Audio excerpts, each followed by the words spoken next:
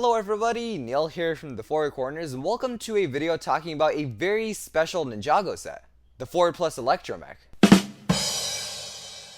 No, I'm just kidding, it's the Monastery of Spinjitzu, and it's a pretty grand set. The monastery itself in the show is a very nostalgic location, and I always had trouble realizing why that was, because before season 10, the monastery still felt like it was a huge part of Ninjago's history, even though it wasn't. It was only there for the pilot episodes and a little bit of season 1. So I never really realized why the monastery had such a huge impact on me and the rest of the Ninjago fans. It's just one of those things that kind of clicked and sticked in your mind. And since then, we've been wanting a monastery set for a really long time, a proper monastery build. And as of the first Legacy wave, LEGO did deliver on that, and we got a really amazing monastery set. To this day, that is actually the only Legacy set I own, and that's pretty surprising because I buy a majority of every Ninjago set from every season, if not all of them. So the fact that I've only bought one LEGO Legacy set, and that is the monastery, is pretty crazy. The monastery is just something you kind of need to your collection, especially if you're playing with your sets. This is the perfect base to have. It just has everything you need. It has the open space in the middle to put your ninja, and what I do is every season I update the suit. So as of season 10, the legacy suits were in there, but after season 11, I had the Secrets of the Forbidden Spinjitzu suits. After season 11, however, we didn't really get any monastery quote-unquote suits. We got specialized suits like the Digi suit for Prime Empire or the Hero Armor from season 13.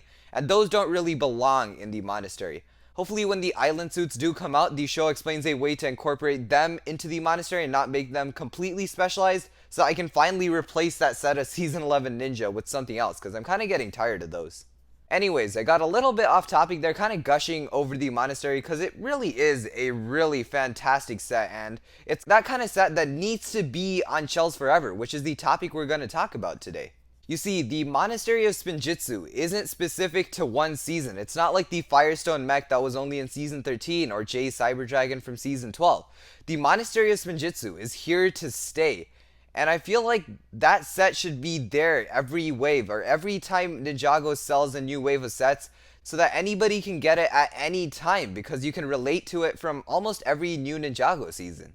I know this isn't too doable because a LEGO set only has a certain amount of life before it has to go off of shelves and it stops selling, and I think the monastery's time is somewhere around that, if not it's already retired. But I did have an idea to kind of keep the monastery going. One is make it a LEGO store exclusive, so people who really want it will buy it, and at that point people who really want it will come to the LEGO store, because the people who are going to buy the monastery at the moment are people who've been watching the show for a while and they realize they need this. But those people are mostly going to go to the LEGO store. My second solution is kind of reduce the stock of how much monasteries they're making at the factory, maybe lower that a little since less people are buying that, but still give people a chance to buy that. Even make it a LEGO store online exclusive, that's completely fine as well.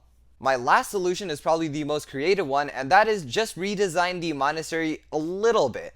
Change the suits that you get in the monastery, like instead of having a Legacy J, give us a Season 11 J or a Season 14 J, and the same thing for the rest of the Ninja and the Master. Don't put anything exclusive because it's kind of annoying to the older fans because they'd have to buy the same set again. But the basic idea here is give every fan a chance to buy the monastery whenever they want, because the location itself is a universal location that's going to be there for many seasons, so it's kind of like a set that should be released with every wave. Again, this doesn't seem very doable because a set only has so much shelf life and ability to sell for so long, but it still would be very nice to kind of think about it in a perfect scenario. Thank you for watching this video that kind of turned into an informational video about how good the monastery is and the story of how it released and the anticipation behind that. And as usual, I'll see you in the next one. Bye bye.